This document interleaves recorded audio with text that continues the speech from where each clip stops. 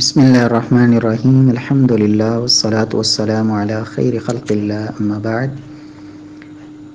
ایک سوال کیا گیا ہے کہ کیا کوئی عورت نعت یا حمد پڑھ سکتی ہے؟ اگر اس کو غیر محرم سنے تو گناہ تو نہ ہوگا؟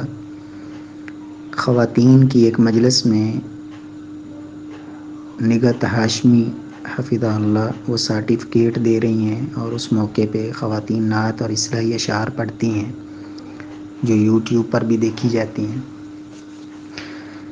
دیکھیں، یہ بات ذہن میں رکھیں کہ عورت، اسے اللہ تعالیٰ نے پردے کا حکم دیا ہے۔ عورت، اس کا پورا جسم وہ پردہ ہے۔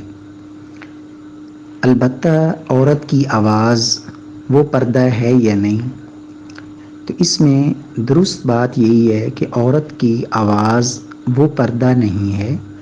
غیر محرم عورت کی آواز سن سکتا ہے، لیکن اس میں یہ بات ذہن میں رہے کہ قرآن مجید میں اللہ تعالیٰ نے خواتین کو یہ حکم دیا ہے فَلَا تَخْضَعْنَ بِالْقَوْلِ فَيَطْمَعَ الَّذِي فِي قَلْبِهِ مَرَضٌ، کہ جب وہ بات کریں تو اپنی آواز کے اندر ایسی نرمی اور لچک پیدا نہ کریں کہ جس سے مریض دل جو ہے وہ کوئی اس سے اور غلط مفہوم اخذ کر لے۔ تو اب عورت، ظاہر بات ہے، جب وہ نعت یا حمد پڑھے گی تو وہ آواز کو خوبصورت تو بنائے گی، اور اس میں یقینی بات ہے کہ جب بھی اس کو کوئی غیر محرم سنے گا تو اس کی آواز کی طرف میلان ضرور ہوگا، اور خصوصاً جب کہ وہ حمد اور نعت پڑھنے والی نوجوان بچی ہو تو اسے بہرحال اس سے اجتناب ہی کرنا چاہیے کہ اس کی آواز جو غیر محرم مردوں تک جائے گی تو یقیناً اس کی آواز سے ان کو اس کی طرف مائل بھی کریں گے۔ پھر یہاں ایک بات یہ بھی ذہن میں رکھیں کہ جو آواز صرف سنی جاتی ہے اور اس میں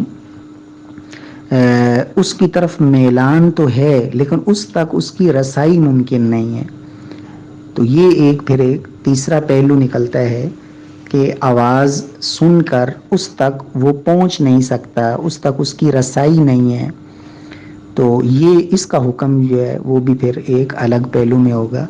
بہرحال ان چیزوں سے خواتین کی محفل اور مجلس میں تو اس کی اس حد تک اجازت دی جا سکتی ہے، لیکن جب وہ غیر محرم مردوں تک بھی پہنچے تو اس سے اجتناب ضروری ہے، خاص طور پر نوجوان بچیاں اور نوجوان خواتین جب یہ پڑھیں گی تو یقیناً یہ ایک برائی اور اس کی طرف یہ چیزیں لے جانے کا ذریعہ بنیں گی۔ واللہ تعالی عالم۔ السلام علیکم ورحمۃ اللہ وبرکاتہ۔